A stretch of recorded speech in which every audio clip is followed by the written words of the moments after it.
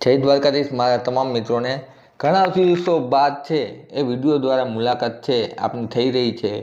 હાલમાં તાજેતરમાં ભારતીય હવામાન વિભાગનું અનુમાન જાહેર કરવામાં આવ્યું, જેમાં ગુજરાત સહિત પૂરા દેશમાં સામાન્યથી વધુ વરસાદ થાય તેવું 2025 ચોમાસાનું ભારતીય હવામાન વિભાગનું છે એ પૂર્વ અનુમાન છે એ જાહેર કરવામાં આવ્યું। સાથે સાથે વાત કરીએ તો લોંગ ફોરકાસ્ટના મોટાભાગના મોડલ છે એ 2025 ચોમાસાને લઈને સારા એવા પોઝિટિવ છે।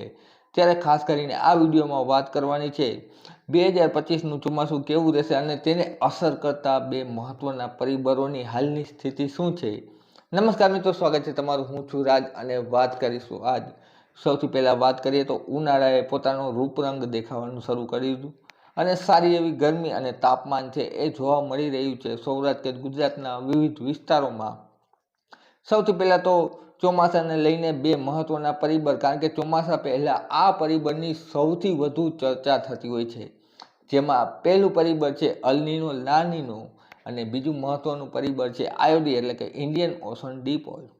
સૌથી પહેલાં આપણે વાત કરીએ અલ નીનો અને લા નીનોની, તો ચોમાસા દરમિયાન છે એ અલ નીનો પણ થવાનો નથી અને લા નીનો પણ થવાનો નથી એવું મોટાભાગના ફોરકાસ્ટ હવામાન ચાર્ટ છે તમે અહીં ચાર્ટમાં જોઈ શકો છો એ મુજબ ચાર્ટ છે એ દર્શાવી રહ્યા છે। એટલે કે સામાન્ય સ્થિતિ જોવા મળશે આ ચોમાસામાં, જેમાં અલ નીનો પણ નહીં હોય અને લા નીનો પણ નહીં જોવા મળે। ત્યારબાદ આપણે વાત કરીએ આયોડી એટલે કે ઇન્ડિયન ઓશન ડાયપોલ, તો ચોમાસાને અસર કરતું આ એક સીધું પરિબળ છે, જેમાં પણ આપણે ગુજરાતની નજીક દરિયાકાંઠો આવેલો છે અરબ સાગર।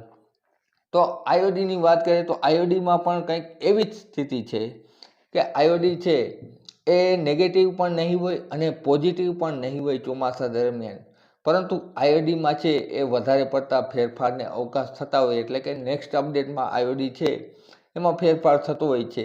તો આ બે મહત્ત્વના પરિબળો છે એ બંને સામાન્ય સ્થિતિમાં એવરેજ મુજબ ચાલી રહ્યા છે એમ કહી શકાય, થોડા ઘણા ફેરફાર થશે।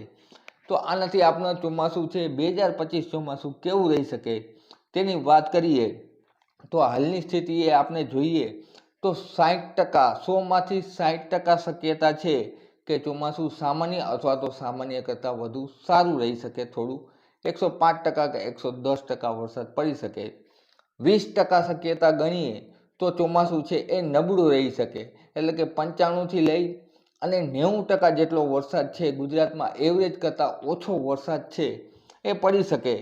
અને ત્યારબાદ 20%ની વાત કરીએ તો 20%માં 110% પણ કરતાં પણ વધારે વરસાદ, એટલે કે ચોમાસામાં સારામાં સારો જેમ ગયા વર્ષે વરસાદ પડ્યો એવો વરસાદ પડી શકવાની શક્યતા રહેલી છે। ટૂંકમાં કહીએ તો 60% મુજબ ચોમાસું સામાન્ય સ્થિતિમાં, 20% અને બીજા 20%માં નબળું અને વધુ સારું એવું રહી શકે છે હાલ મુજબનું અનુમાન હાલની સ્થિતિએ વિવિધ ફોરકાસ્ટ ચાર્ટ જોતા।